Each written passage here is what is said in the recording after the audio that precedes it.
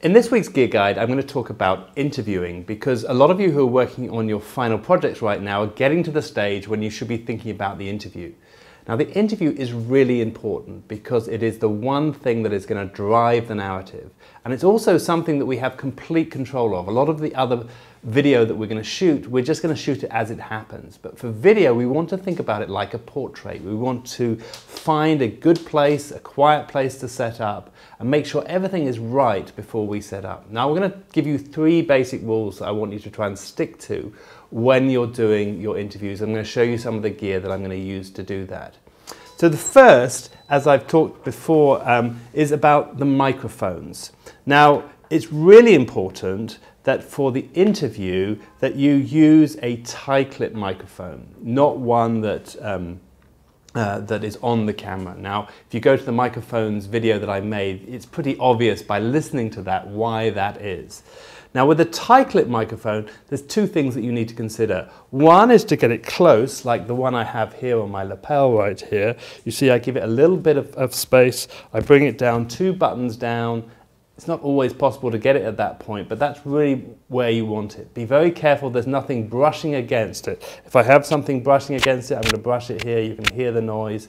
It could be a bit of cloth or something that I'm moving. If it's windy outside, be careful that we protect it from the wind, either with a small little dead cat over the microphone, or we try and think of other ways like hiding it under a scarf or behind the shirt, somewhere which is going to protect it from the wind. If it's indoor, it should be fine just here. Try not to make it too obvious as well. It's not always that easy. Today I've got a blue shirt and a black microphone. It's not great. The second thing is to hide the wire. So here we have an extension line that I'm using. With the extension line, I've got plenty of space to get it back to my camera. But I want to make sure that is not in the picture. So I don't want that dragging out. What I want to do is to hide it as I have done here. Down, goes through my shirt, and in some cases through my trousers and out the bottom, but basically out of the shot, so it's not there at all. Okay, that's the first rule. The second thing that I want you to consider is how you light it, because lighting is really important. Now, I've got 3 different lighting setups. One would be just to go in and find natural light, like the one I'm showing you now. This interview was shot purely with natural light.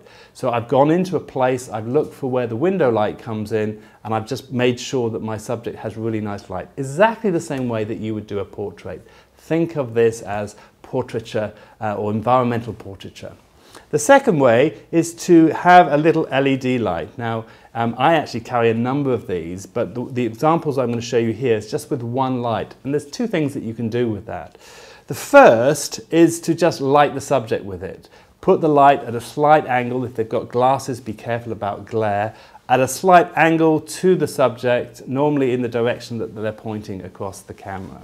Now, if you already have a window light, like I do today, so the window is lighting my main face here, I'm using a backlight, which is actually just out of shot here. I'm bringing that back in. This is what we call a hair light, or Rembrandt style lighting, which lights the back and gives me a bit of separation. Now, in this example that I'm showing you here, I'm using just the daylight to light the main subject and the backlight here to pick out the person that I'm interviewing.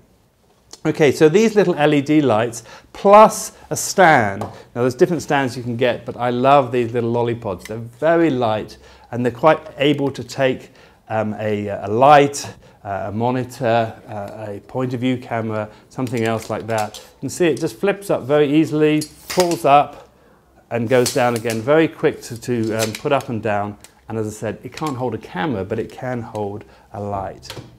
Okay, and then the third thing that I want you to consider is to, if you can, monitor what's going on. So an additional monitor, additional way of seeing that. And here I have an example of that. This is a monitor which is dedicated. It has an HDMI cable, as you can see here. With the HDMI cable, that comes out of here into my camera, and that just makes it easier for me to see what's going on. Now, these things are a little bit expensive. However, nowadays, you can do almost exactly the same with an Android phone. So this is an Android phone, and actually buying a new Android phone like this is cheaper than the monitor, and you get the phone and all the functionality that goes away.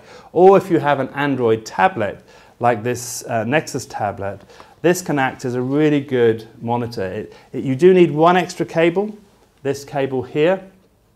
This is a little, quite cheap little piece of equipment, but without this you won't be able to connect this from here to a USB cord that will go into your camera. So if you do go down the Google route, the Android route, you may want to think or find a way of getting hold of one of these. You can normally pick them up on eBay or in a camera shop very, very cheaply. They're very simple pieces of equipment.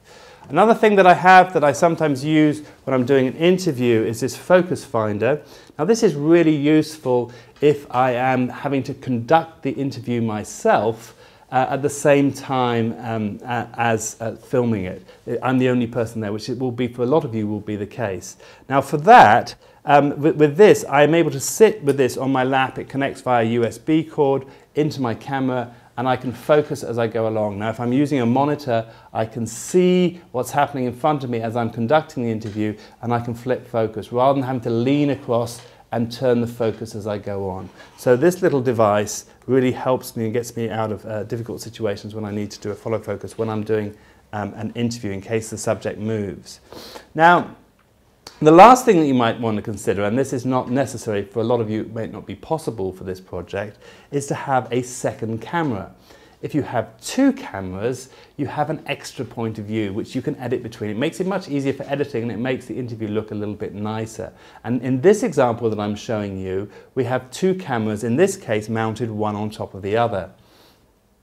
Now here, I'm just using this very simple little attachment here, which allows me to put this on top of the first camera, the main camera, and then have another camera mounted on top. Now you've got to be careful with these. They're plastic, they're easily breakable, and so you need to make sure that the camera on top is well balanced, it's not too heavy, and it's not going to damage your flash port on the top of your camera. But if you do this, it's a very simple way of getting two cameras, one tight shot, one slightly wide, in the same way that I'm filming this interview right now. Now, if you don't have one of these, another thing to do is you can get a dedicated bracket. These are slightly more expensive, and what this allows me to do, if I flip this the other way up, is to put two cameras, one on top, one here and one here, and then this comes into my tripod. Now this again allows me to go out and shoot with two cameras without having to bring a second tripod. It's still quite heavy, but it's less than having a second tripod. Now, if you don't have a second camera and you still want to get that second point of view, another option would be just to use a phone. Let me just grab my phone out of my pocket here. And in this case, if you want to use a phone or a GoPro or another point of view type camera, to do that, you're going to need a little attachment like this, again, fairly cheap in China. These are not more than $2 or $3. And this allows me to, if I put this up, is to screw it onto, if I take it like here, I can screw it onto this lollypod, and now I can set that up, and I can get a wide shot. So that literally just goes onto my lollypod there. My phone's working there as my second camera, and it works fine. Okay, so that's really it for your interviews. Don't forget, interviews are really important. Don't just put them aside. Think about before you set them up to get the best possible place, a quietest place as possible, where there's no lots of extra sound. Take your time in doing the interview, in setting it up. Think about additional light to just bring it up a little bit in the same way you would do doing an environmental portrait. And think what's behind the subject as well. Make sure that it's not full of stuff that's going to get in the way. Try not to use a chair that's got a high back, for example. All the kind of things that you would consider when you're doing a portrait. And that's it for this week's Gear Guide.